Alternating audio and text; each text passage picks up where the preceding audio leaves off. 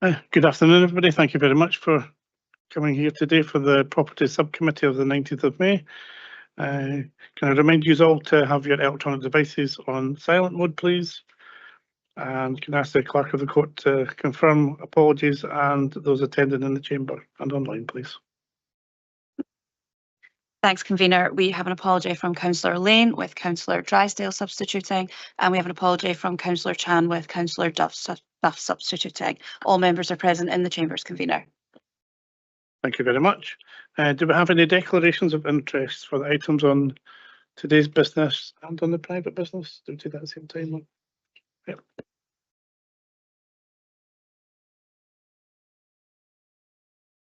So there's no declarations of interest to the matters for today. Item 3 is the minutes of the previous meeting. Do we approve the minutes of the previous meeting, or do we have any? Thank you very much. Item 4 takes our first substantial item. So it's a Perth Common Good account, Moncrieff Island and the King James Sixth Golf Course in Perth. Callum MacLeod, you can introduce this report. Thank you. Thank you, Convener. This report recommends the appropriation of Moncrieff Island and the King James Golf Club into the Common Good Fund. After investigating the title last year, the Council's legal department determined that the island was first acquired by the Waterworks Commissioners, deriving powers from the Perth Water Act of 1877 and the Perth Water and Gas Act of 1888. As the island was acquired for statutory purposes derived from these pieces of legislation, it was determined by the legal department that the island and the golf course had never been formally appropriated into the common good. Separate to the rest of the island, the allotments are not being considered for appropriation today, as they were acquired for a separate statutory purpose entirely.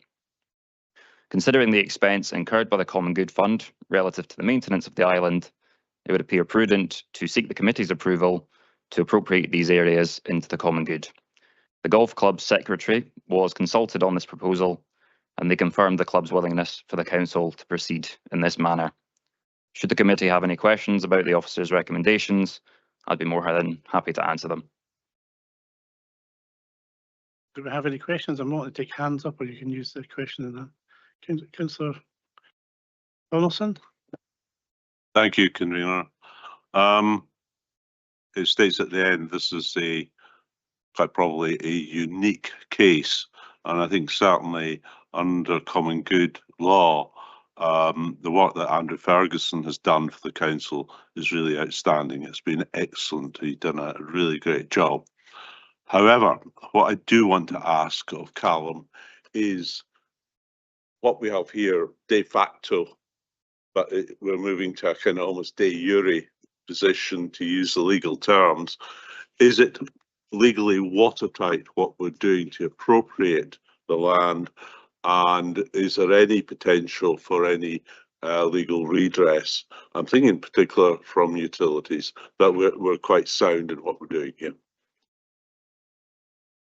Thank you, Councillor Donaldson. As you say, the Andrew Ferguson, the local government consultant with a particular interest in the matter of common good, did expressly state that this was competent, what we are doing. I think in respect to items that have always been considered common good, but perhaps not formally appropriated, I think by taking this step to actually formally appropriate it, we are effectively making sure that for all future, the golf course and the island itself does stay within the common good and can be treated as such.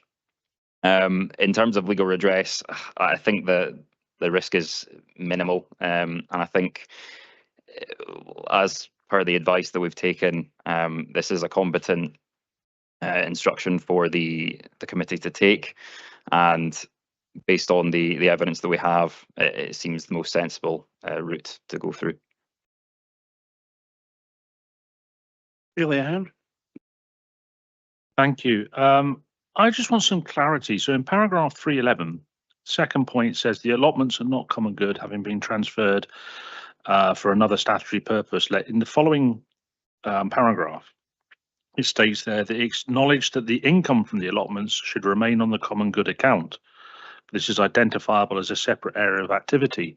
So the two parts to that is, if it's not common good, why are the common good getting the income? And does the common good fund therefore have the ability to alter that income? But if it's not on common good, how do they have that ability to alter the income? This was something that was discussed with Andrew Ferguson and also with the common good accountants, or the accountants that predominantly deal with the common good accounts. It was felt that due to the allotment rent should effectively continue to flow into the common good fund in order to offset costs incurred in maintaining the access to the island, and it seemed reasonable in their view to continue doing it in this manner. And that was obviously something that was discussed with not just the common good accountants, but also with Andrew Ferguson. And they advised that it was a sensible way to deal with it in that respect, in respect to the income.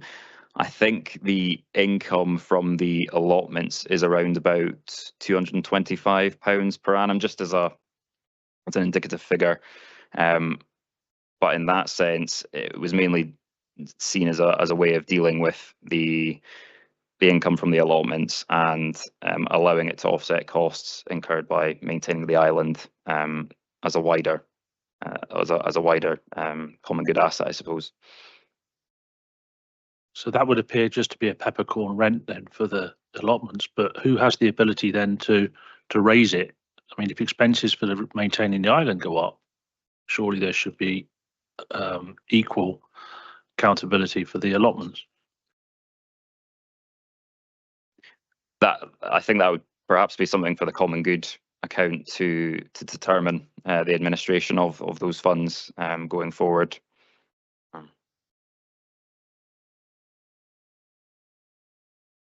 Councillor Cuthbert. Thank you, convener. I think this is great to see, because I think common good properties should be registered correctly. There's places all over Perth and Kinross that are in our common good or recognised as such, but not in the common good account. But my question is, will this bring any extra cost burden on the common good fund making this transfer of the land? Do they have to maintain anything because of it?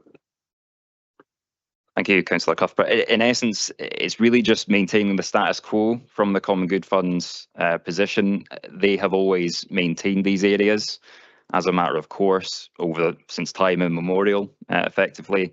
This is purely just a formal appropriation of those areas into the Common Good Fund in a way that was perhaps hadn't been done up to now for the last 100 years or so.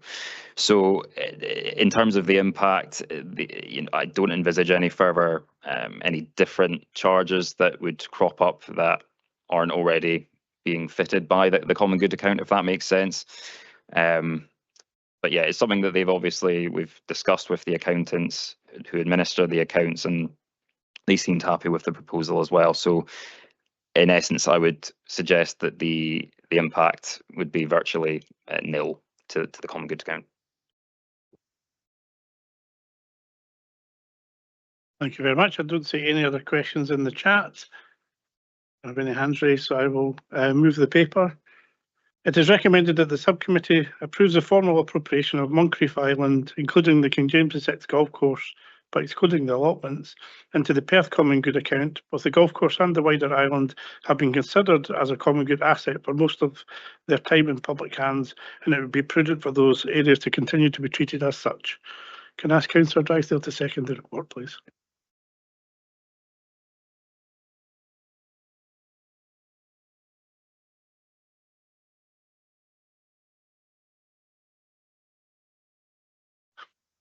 Happy to second, convener. So worth waiting for. Comments on the paper, Councillor Barrett. Thanks, convener. Just very briefly, I'm really pleased to see this regularisation of the situation occurring today. I think it does, as we heard earlier, really confirm what the previous position has been, where the Perth Common Good Fund has, borne the infrastructure costs and costs of repairs to infrastructure associated with the Moncrieff Island and the golf course, repairs to the causeway, repairs to the staircase, reinstatement of paths footpaths and banking following severe floods. So it's good to know that it will now be properly a Perth Common Good Fund asset. Thank you. Thank you very much. I have no further comments. I have no amendments, so we're happy to pass this paper as it is agreed. Thank you very much. We've now come to the end of our public part of our meeting and the end of the public session. We'll now be moving to a private session for those remaining for the business. Thank you.